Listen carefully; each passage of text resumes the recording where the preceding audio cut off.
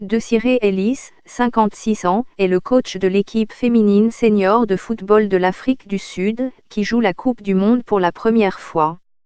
Cette technicienne de football, membre de la direction technique de l'équipe sud-africaine depuis 9 ans, a connu la ségrégation raciale comme ses compatriotes de sa génération. Née à Cape Town, Desirée Ellis a eu à faire face aux stéréotypes liés à l'apartheid, la domination des Noirs par la minorité blanche en Afrique du Sud, surtout lorsqu'elle entamait sa carrière de footballeuse. Ellis a dit à la BBC qu'elle a déjà réalisé son rêve en conduisant l'Afrique du Sud à la phase finale de la Coupe du Monde dames. Elle a commencé à jouer au football avec les garçons, à une époque où il n'existait pas d'équipe nationale féminine. La sélection dames ne verra le jour qu'après la libération de Nelson Mandela au début des années 1990, qui marque officiellement la fin de l'apartheid. Coupe du monde féminine, Janine Van Wyk, la conquérante Desirée Ellis a fait ses débuts en équipe nationale féminine en 1993. Elle avait 30 ans lorsqu'elle a été nommée vice-capitaine de la sélection, avant de porter le brassard quelques années plus tard. À ses débuts, Ellis marque les esprits en inscrivant un triplé lors d'une large victoire de l'Afrique sur l'Eswatini, ex-Swaziland, 14-0. Votre guide de la Coupe du Monde féminine mais en regagnant Johannesburg après ce match, elle arrive tardivement à son lieu de travail, à l'épicerie, à cause d'une panne du bus de l'équipe nationale. Elle est alors licenciée sans ménagement. Pendant 3 ans, j'ai été au chômage, je ne faisais que de petits boulots ici et là. C'était dur, mais je vivais mon rêve.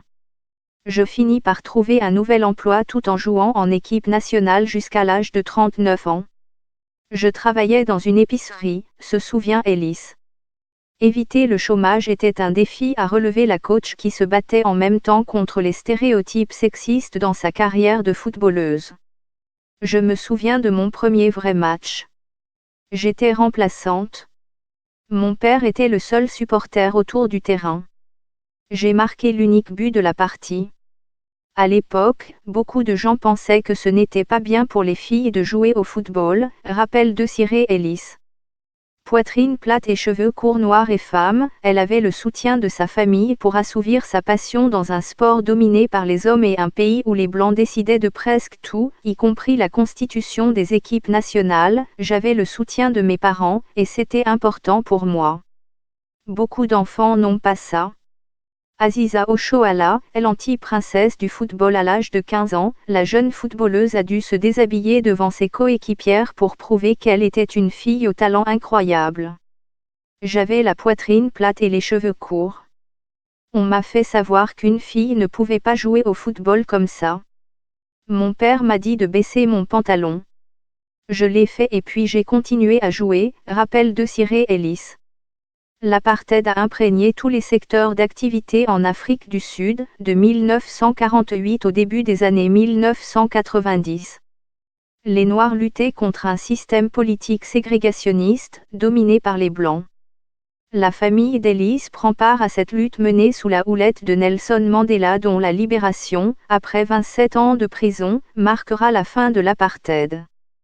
Son père, omniprésent dans sa carrière de footballeuse, aiguise les appétits de la jeune fille pour le football.